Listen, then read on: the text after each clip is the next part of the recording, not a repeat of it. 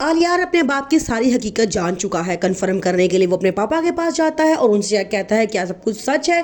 तो वो इतराफ़ करते हैं और कहते हैं कि मेरे और शाइस्ता के पास तुम्हारे अलावा खोने को कुछ भी नहीं था, इसलिए मैंने तुम्हें ये हकीकत नहीं बताई। मुझे तुम्हारे और पिया के निकाह में कोई एतराज़ नहीं है। तुम पिया से कहो कि वो तुमसे कोर्ट मैरिज कर ले, क्योंकि उसका बाप कभी भी तुम्हारे से शादी के लिए राजी नहीं होगा।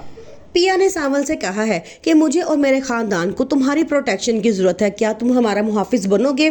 सावल जो उसे बेइंतहा मोहब्बत करता है वो कहता है कि ठीक है, मुझे कोई एतराज़ नहीं है। उसके दोस्त को बहुत मना करने की कोशिश करते हैं और कहते हैं कि अब तुम अपनी जान पे खेल रहे हो। वो कहता है मुझे कोई मसला नहीं है, एक तरफ मेरी जान खड़ी है जबकि दूसरी तरफ मेरा इश्क है, मैं किसकी परवाह करूँ।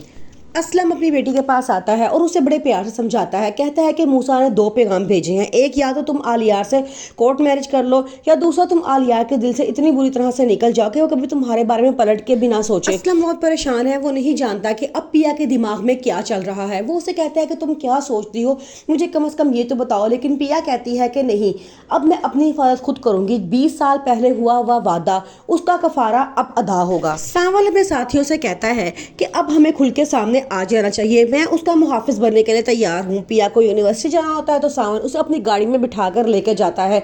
जब मूसा के एजेंट से देखते हैं तो उन्हें बड़ा गुस्सा आता है। वो फौरन मूसा को फ़ोन करते हैं और कहते हैं कि सावन हमारा साथ देने की बजाय उस लड़की का साथ दे रहा है। अब मूसा को बड़ा गुस्सा आता है। वो कहता है कि इसने नमक हरामी की है, ये क्या हमारे सारे एहसानात भूल गया है।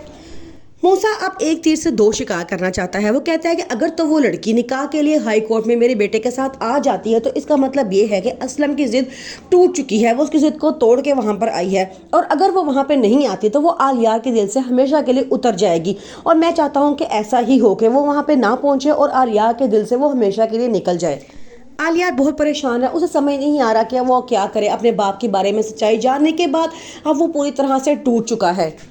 वो अपने बाप को बहुत बुरा भला कहती है और उसके माजी को झंझोड़ के उसके सामने लाके खड़ा कर देती है और कहती है कि आपने मेरे पैदा होते साथ ही मेरी कीमत लगा के मुझे बेच दिया। मेरी माँ जो कब्रों के नीचे पता नहीं कहाँ पे दफन है, आपने उसको भी धोखा दिया। और दूसरी बात, ये माँ जो मेरे सामने खड़ी है, इसको भी आपने कभी औलाद की खुशी इसलिए नहीं लेने दी कि ताकि मेरा हक ना खाए। पिया ने अब फैसला किया है कि वो मूसा से बिल्कुल भी नहीं डरेगी और ना ही ये घर छोड़ेगी। उसने कहा है कि अब जिस तरह के भी हालात होंगे मैं खुद उनका मुकाबला करूंगा। इसके बाद बहुत परेशान है। वो कहता है कि नहीं, हम मूसा का मुकाबला नहीं कर सकते, हमें ये घर छोड़ के चले जाना चाहिए। लेकिन पिया बिल्कुल भी तैयार नहीं है। वो कहती है कि मैं कभी भी खामोशी से नहीं बैठूंगी।